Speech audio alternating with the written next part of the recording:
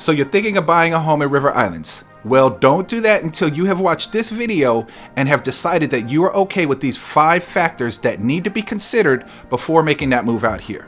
Now, if you stick around till the end, I'm going to give you the biggest reason that may completely turn you off from coming out here in the first place.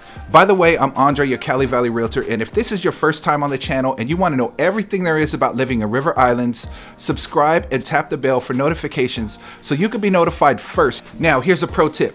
The builders out here have at least 5 people negotiating on their behalf, so make sure you have at least one. That's what I'm here for. So whether you want to move in 9 days or 90 days, hit me up with a call, text, email, whatever your preference.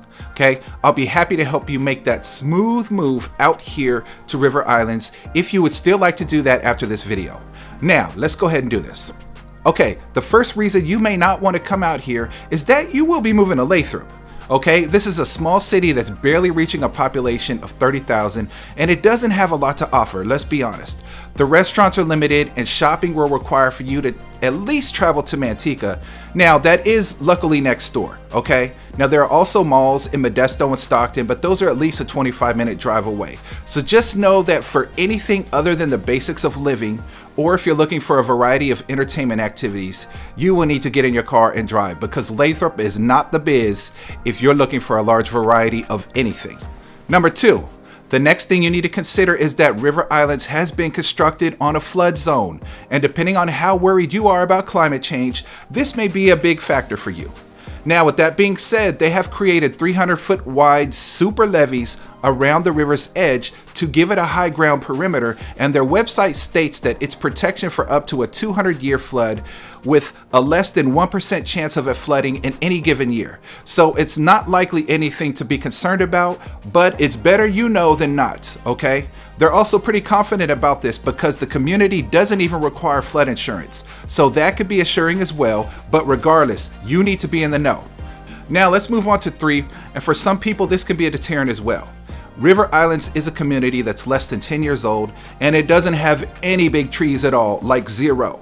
And if they do, they're hiding somewhere. So if you want shade, and if that's something you really appreciate in a neighborhood when you're strolling through or visiting the parks, you will not find it here. There are many parks in Lathrop that can provide this to you, but you will need to leave the community to get access to that. So just be aware. Number 4, there are only 3 entrances in and out of the community, and as it continues to grow and houses continue to be built, the traffic will inevitably get worse. So as for now, traffic is very easy getting around in and out of there, so I don't anticipate it getting a lot worse, but it is something worth considering if you plan to do a lot of driving in and out of the community and traffic makes you crazy.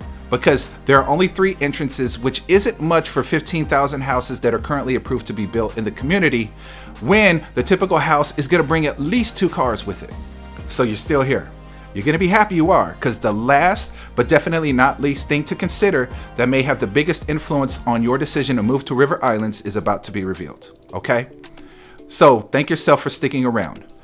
Now, River Islands has a 2% property tax, which is at least double of everywhere else in San Joaquin County, okay? Now, this money is used to help build and maintain the community, like the football stadium at the high school, all the schools, the sports complex they have out here, and just regular upkeep associated with living in such a nice community. So this is definitely something worth taking into account before you make your decision to make that move out here. Now, let's go ahead and discuss the pro really quickly about moving to River Islands.